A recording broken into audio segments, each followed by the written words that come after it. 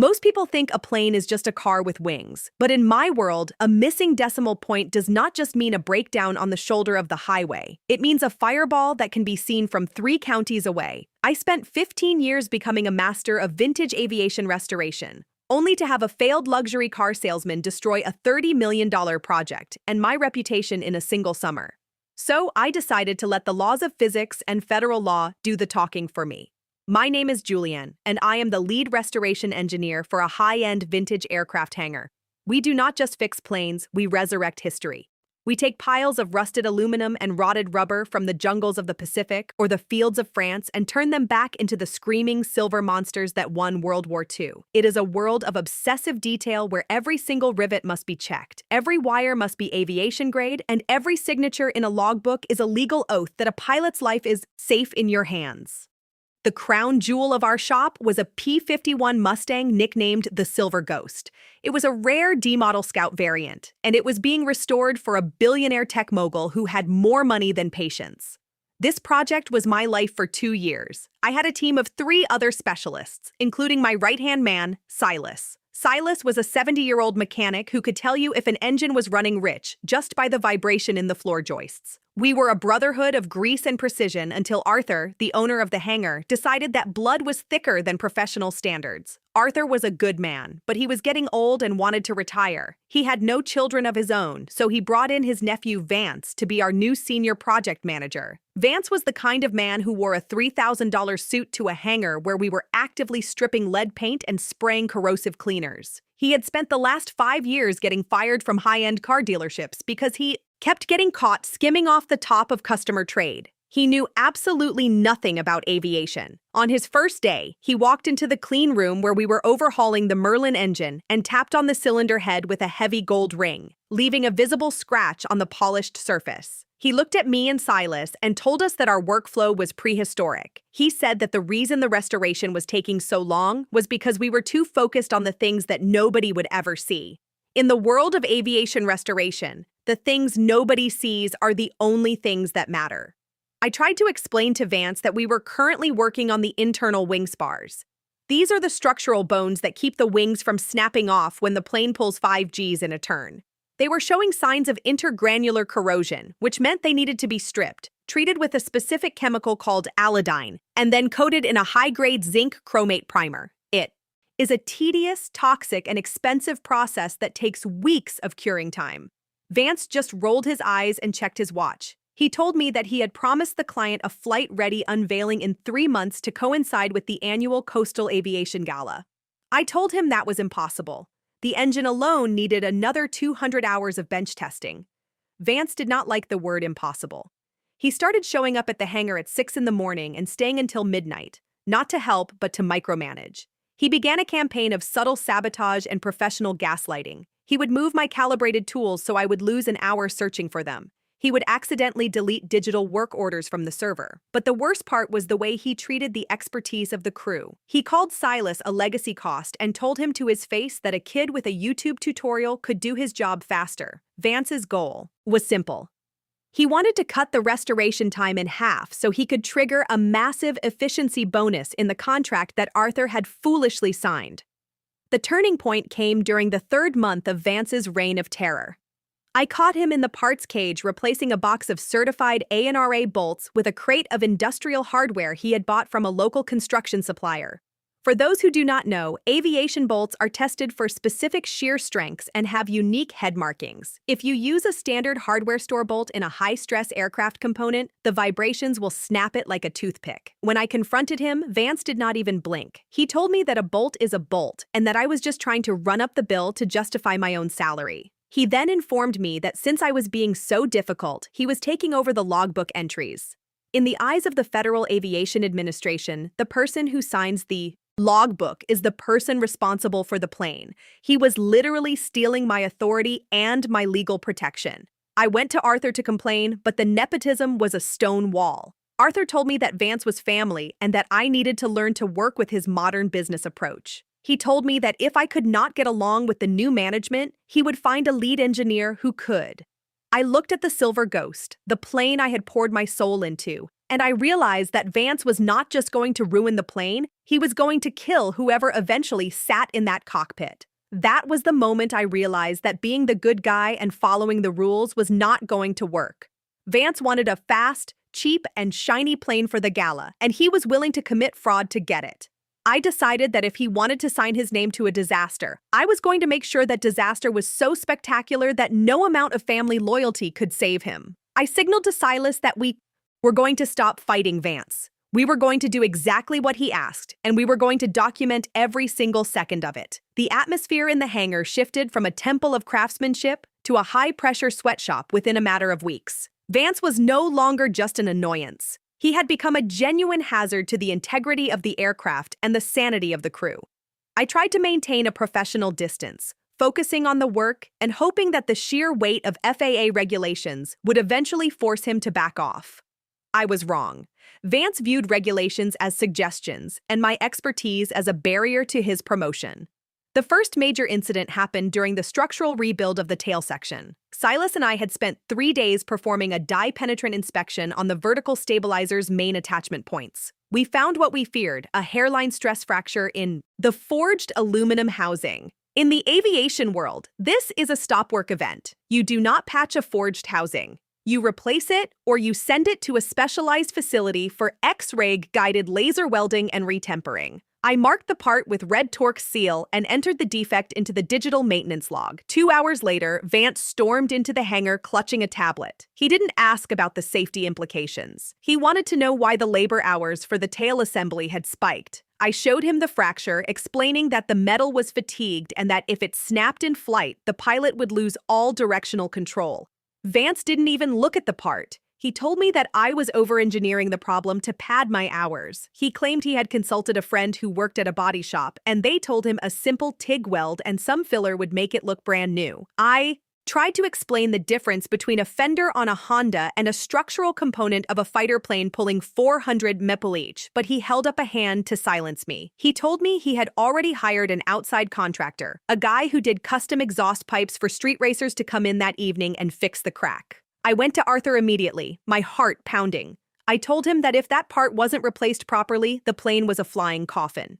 Arthur looked at me with tired eyes and said that Vance was just trying to keep the billionaire client happy. He told me to let the contractor do his work and that Vance would take full responsibility for the sign-off. I realized then that Arthur wasn't just blinded by family. He was being manipulated into thinking I was the problem. The contractor came in, slapped a messy weld over the fracture, and Vance personally spray-painted it with silver lacquer to hide the evidence.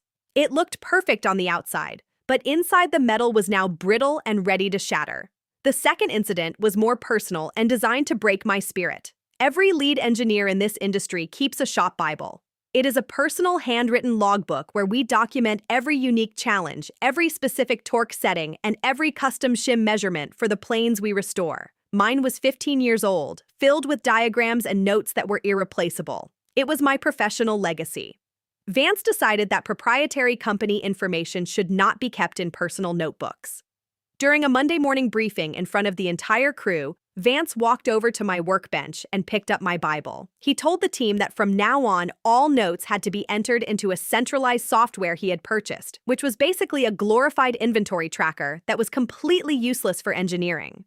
When I reached for my book, he stepped back and told me it was now company property. He then laughed and pointed out a hand-drawn diagram I had made of the Merlin engine's oil cooling system, calling it cute and saying it looked like a child's drawing. He threw the book into a cardboard box and told me I could have it back once he had vetted it for trade secrets. Silas almost threw a wrench at him, and I had to physically hold the old man back. I spent that evening in the office calmly asking Vance for the book back, explaining its sentimental and technical value. He told me that if I asked again, he would have me escorted off the premises for insubordination. He wasn't just stealing my work. He was trying to erase my identity as a professional. The final straw came when we moved to the integral fuel tanks. The P-51 has tanks built directly into the wing structure, sealed with a specific high-cost aviation compound called Pro Seal. It is expensive. It smells like rotting eggs, and it takes a very specific mixing ratio to cure properly. Vance saw the invoice for the next batch of Pro Seal and nearly had a stroke. He canceled the order, and 2 days later, a pallet of industrial-grade roofing sealant arrived from a home improvement warehouse. I met him at the loading dock, trying to remain calm. I told him that aviation fuel is highly corrosive to standard rubber and that this roofing sealant would dissolve within hours of being submerged in 100 LL fuel. I even brought him the material safety data sheets for both products, showing him the chemical incompatibility. Vance looked at the sheets, crumpled them into a ball, and tossed them into the trash. He told me that he was the project manager and that his job was to manage the project's bottom line, while my job was to shut up and smear the goo. When I refused to apply the wrong sealant, he threatened to fire Silas. Silas was 6 months away from his pension, and Arthur had given Vance the power to make personnel adjustments. Silas looked at me, his eyes wet with rage, and I knew I couldn't let him lose his retirement because of this monster. I looked Vance dead in the eye and said, "Fine, we will do it your way." Vance smirked, patted me on the shoulder like I was a disobedient dog, and walked away. That was the night the plan changed. I went to Silas and told him we were no longer engineers. We were actors. We were going to follow every single one of Vance's cost-saving orders to the absolute letter, but we weren't going to do it blindly. I went out and bought a hidden body camera and a high-capacity digital recorder.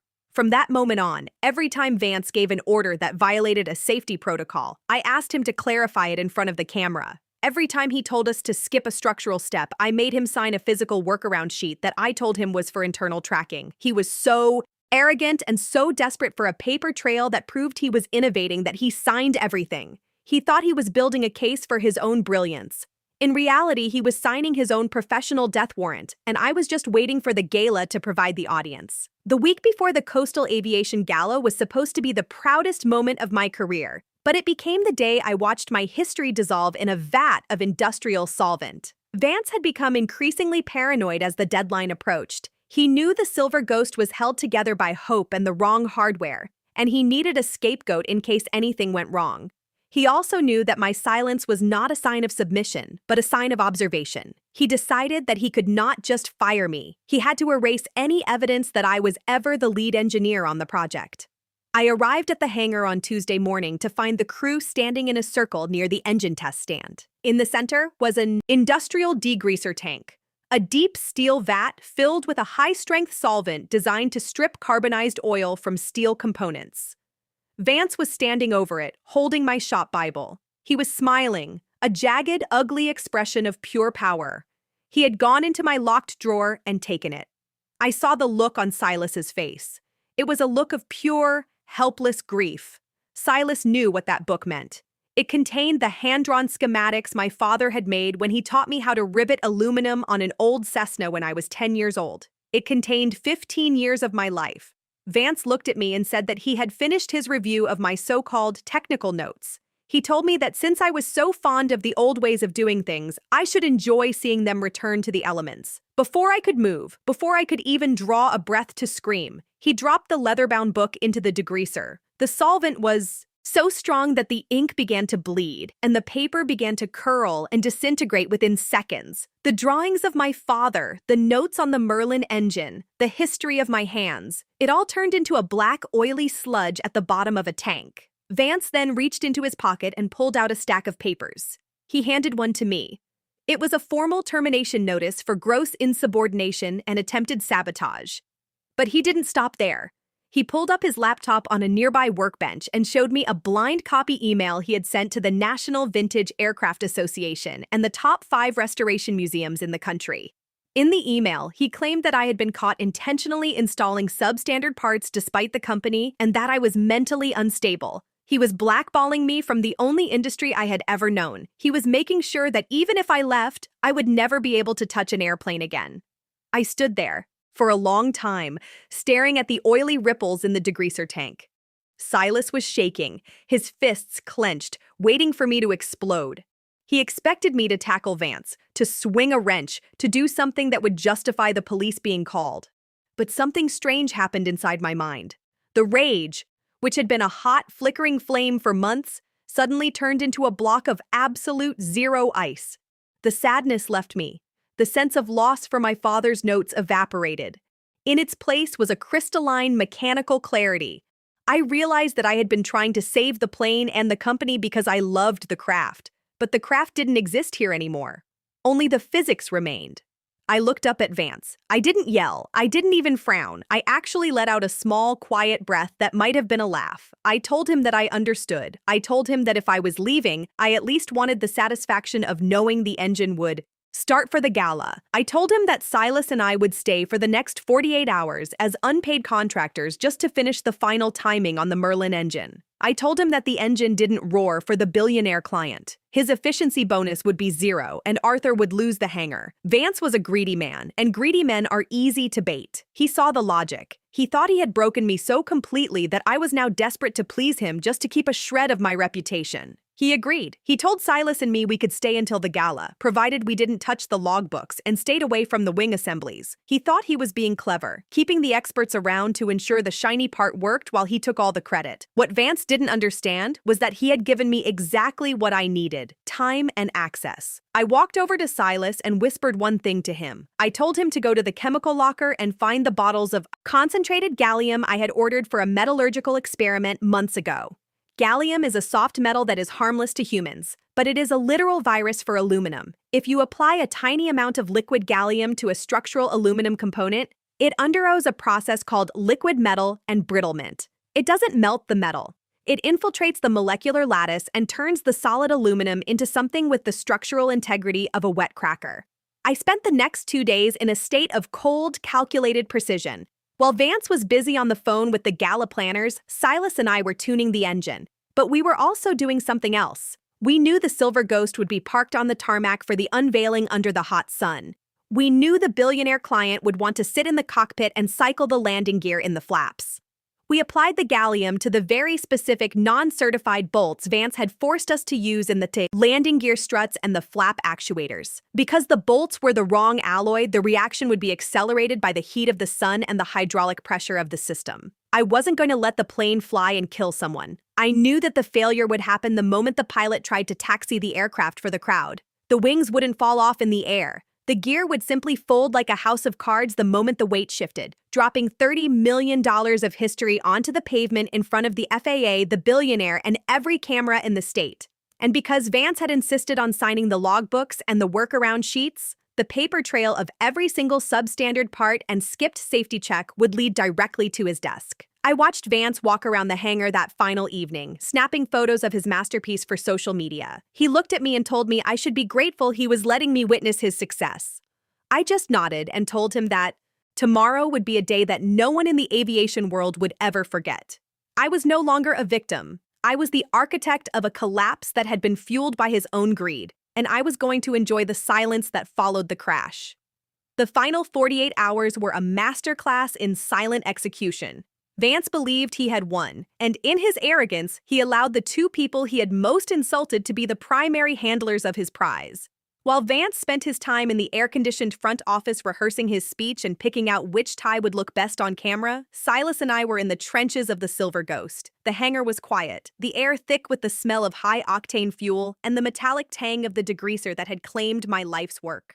Silas worked with a grim, focused intensity that required no words. He knew exactly what we were doing, and he knew that for the first time in his 50-year career, he was intentionally building a failure. The core of the trap was built on a foundation of malicious compliance and the terrifying properties of liquid metal. Gallium is an element that sits just above room temperature as a solid, but once it melts, it becomes a molecular ghost. When applied to aluminum, it doesn't just sit on the surface like rust. It travels through the grain boundaries of the metal. It turns a structural alloy into something with the strength of wet cardboard. I had 4 small vials of it, and I knew exactly where to put them. I didn't touch the main wing spars of the engine mounts because I am not a murderer. If those failed during a flight, the pilot would die. Instead, I focused on the components that are only stressed during the transition from the ground to the air. I applied the gallium to the landing gear trunnions, the heavy pivot points that hold the weight of the aircraft when it is on the ground. I also applied it to the flap actuator, rods, because Vance had forced us to use non-aviation grade bolts and it skipped the anti-corrosion allodyne treatment to save time. The aluminum was naked and the cheap steel bolts created a galvanic reaction that pulled the gallium into the structure even faster. In the cool of